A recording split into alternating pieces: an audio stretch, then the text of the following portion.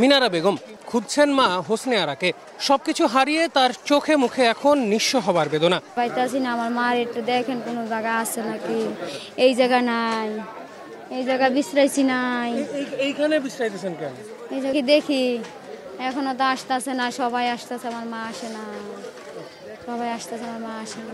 আমাদের ঘর ওই জায়গা ছিল, ওইটা ছিল আমার ঘর। রাজধানীর কড়াইল বস্তির আগুনে মিনারার মতোই অনেকেই হারিয়েছেন সর্বস্ব। এখন করছেন টিকে থাকার লড়াই, আর পুড়ে যাওয়া মালামাল থেকে খুঁজে বের করার চেষ্টা করছেন অবশিষ্ট যা আছে। আগুনের লেলিহান শিখায় শেষ সম্বলটুকু হারিয়ে খোলা আকাশের নিচে আশ্রয় নেন কড়াইল বস্তির বাসিন্দারা। সামনের দিনগুলোর কথা ভেবে শঙ্কিত তারা। এদিকে ঘটনাস্থলে ফায়ার সার্ভিসের আসতে দেরি হবার অভিযোগ ভুক্তভোগীদের। সারা রাত শুয়ে আসছিলাম, বাচ্চা কাচ্চারা কাপড় চোপড় দিয়ে ঘুরে রাখছি, নিজের পরনের জিনিস দিয়ে উন্না মুন্না দিয়ে ঘুরে রাখছি। পরিবারের লোকজন সবাই পাইছেন?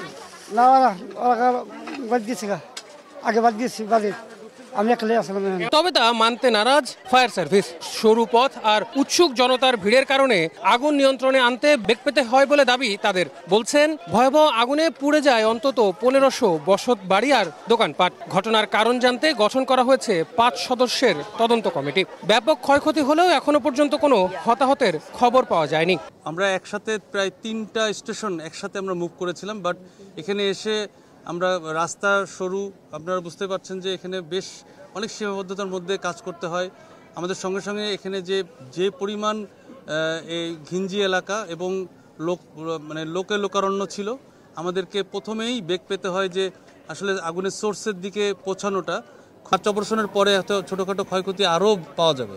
সুতরাং ক্ষয়ক্ষতির এক্স্যাক্ট অ্যামাউন্ট কত টাকা হতে পারে, কি পরিমাণ জিনিসপত্র, এগুলো আসলে তদন্তের পরে জানা যাবে। রাজধানীর গুলশান ও বনানী লাগোয়া প্রায় 90 একর জায়গায় কড়াইল বস্তি। আগুনের লেলিহান শিখায় চোখের সামনেই পুড়ে যায় সেখানে বসবাসকারীদের শেষ সম্বল। গতকাল রাতের আগুনের আগেও এবছরের 21শে ফেব্রুয়ারি রাতে এই কড়াইল বস্তিতে আগুন লাগে। গেল বছরও 2 দফায় এই কড়াইল বস্তিতে আগুন লাগে। এই বারবারের আগুন যেন বারবার মনে করিয়ে দেয় সেই একই কথা। এই কড়াইল বস্তি আর আগুন যেন একই সূত্রে গাথা। আল আমিন তুষার, সময় সংবাদ, ঢাকা।